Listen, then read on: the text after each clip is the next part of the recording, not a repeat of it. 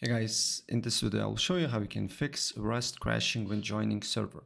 So the first thing what I suggest to do here is to go to settings and then go to Windows Update and update your operating system to the latest one.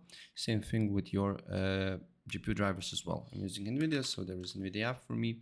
I can go there and install my drivers to the latest ones.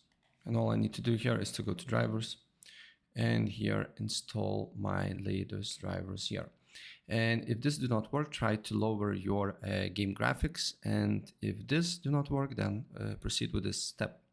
You need to go on search, and then you just need to write to your advanced system settings. Then here you need to be on advanced, then go under the performance, should see settings, go to advanced again, and then here you should see virtual memory.